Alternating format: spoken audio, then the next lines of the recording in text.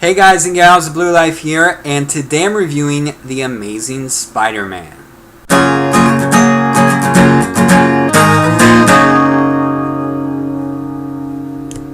So honestly, my overall impression of this film was that I thought it was just okay.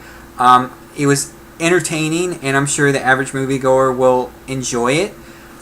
But still, as I walked out of the theater, I felt that something was missing from it, and I'm not sure why. There were quite a few things I liked about it. I liked Gwen Stacy in there because it reminded me a lot of the Ultimate Spider-Man comics. I used to read those, and kind of that dynamic where it sets it back in high school, and he's fighting villains at the high school, and so I thought that was pretty cool. The acting in this is good because they've got some great actors in it. Andrew Garfield does a great job handling the emotional bits as Peter Parker, as well as the comical ones as Spider-Man. Emma Stone is really good as Gwen Stacy. It makes the character believable, and really those two together have good chemistry. You have Rhys Ifans, I think his name is, as Dr. Curt Connors, and I generally liked him in the role. I thought he did a really good job.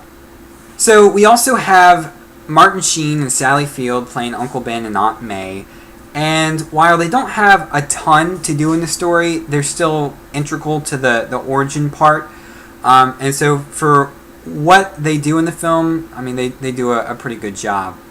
So that brings me to the overall story, that the origin story again. It feels like the writers were really excited to add in the parent plot into the origin story. Peter's parents disappeared when he was a young boy, and he doesn't know what happened to them. But it seems that because they were more focused on that, they just kind of like, well, all the other bits of the origin we don't really want to go through, and I think it may have been also that they were thinking that, oh well, they've already seen it in the previous Spider-Man film, so we don't really need to dwell on it too much here. But I just thought it was kind of just poorly done. It felt really sloppy to me, the origin story. It's like it happened, and there wasn't much to it.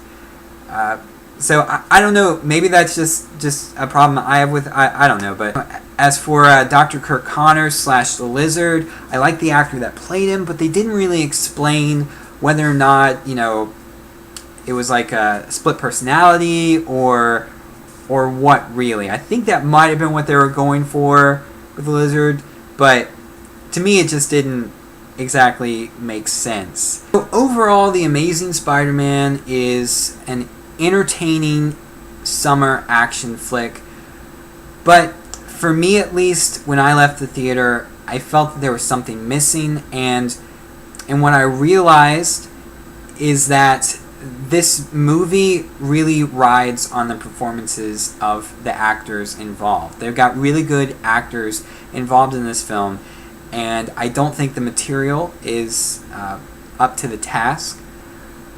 But, some people might think that's a problem, some people might not. So, if you just want a fun comic book movie, then I think you'll enjoy The Amazing Spider-Man. So, till next time, guys.